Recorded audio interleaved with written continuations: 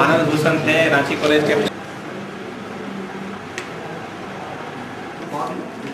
हाँ नहीं, वो यदि कोई संस्था का मेंबर बनना चाहते हैं उसके तो जैसे आयोजन करने वाली संस्था की उनके सहयोग से विषय क्या है, तो मुख्य विषय यही, किसी का हिंदी यहाँ है अंग्रेजी यहाँ है, तो मुख्य विषय ये है, विषय है उस पर बच्चे काम किया गया है।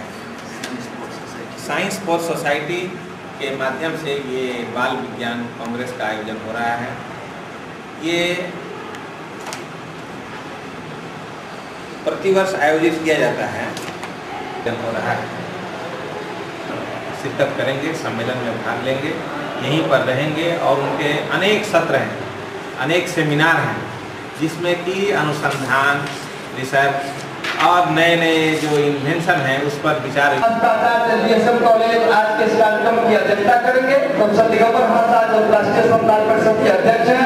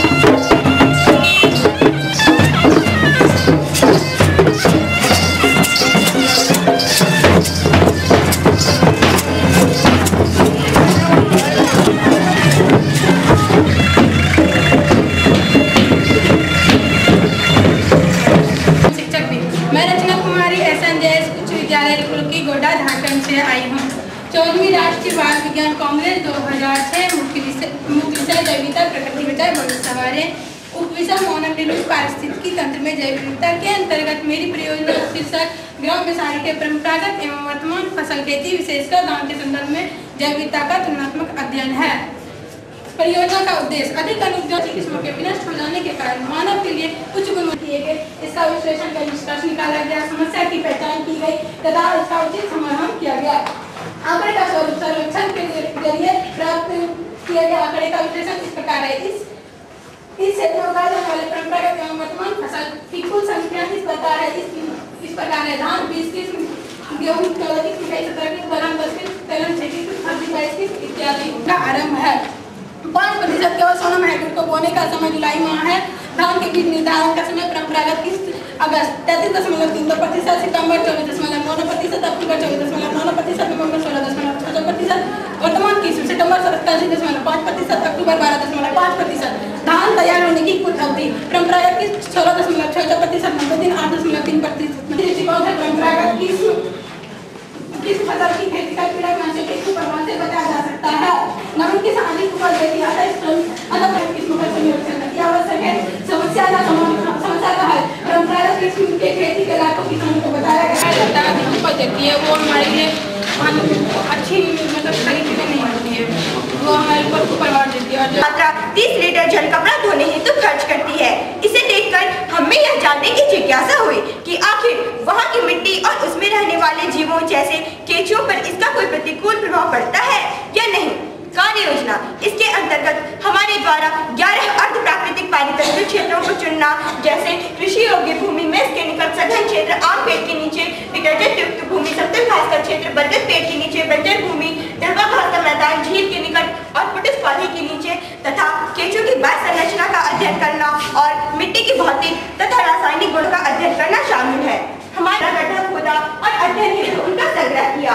गड्ढे को हम लोगों ने 3 भागों में बांटा, सतही 0 से 5 सेंटीमीटर, उपसतही 5 से 10 सेंटीमीटर तथा गहराई 10 से 15 सेंटीमीटर एवं इसके आधार पर केंचुओं की गणना की। प्राप्त केंचुओं का प्रचलन, रंग और आकार नोट किया। आप क्या उस क्षेत्र के स्टोन देख रहे हैं और ये 2 आपने इफेक्ट दिखाया है बीड़ी बनाने का, ठीक है। और फिर क्या ये आपके क्षेत्र में महत्वपूर्ण कार्य के रूप में जहाँ बच्चों को अपॉइंट किया जाता है, ऐसा महसूस करती हैं?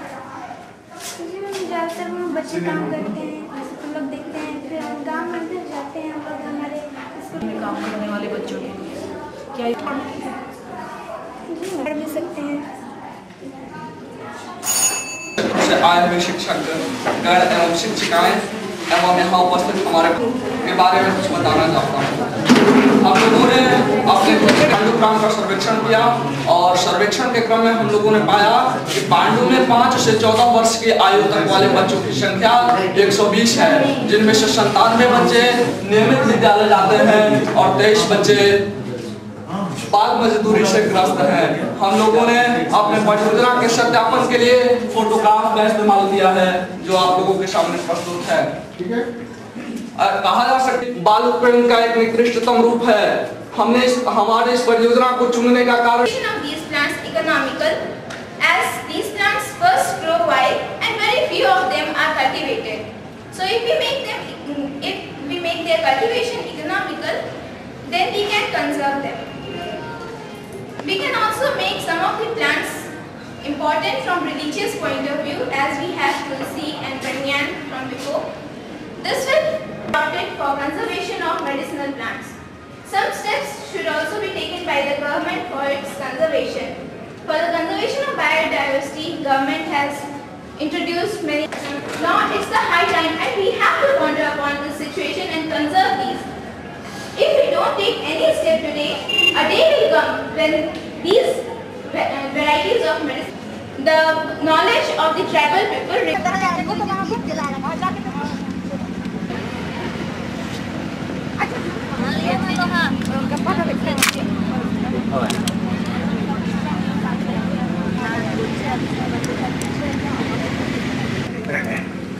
जो सूचना अभी आपको बनवाने दे रहे साइंस टीचिंग पे एक कार्यशाला है। ये एक्सपर्ट आए हुए हैं। 3 बजे का जो सेशन होगा वो फिजिक्स पर्सन होंगे आपके और विज्ञान शिक्षण की जानकारी आपको लाभ पहुंचाएगी। तो 3 बजे के उस सत्र में भाग लेंगे। एक होगा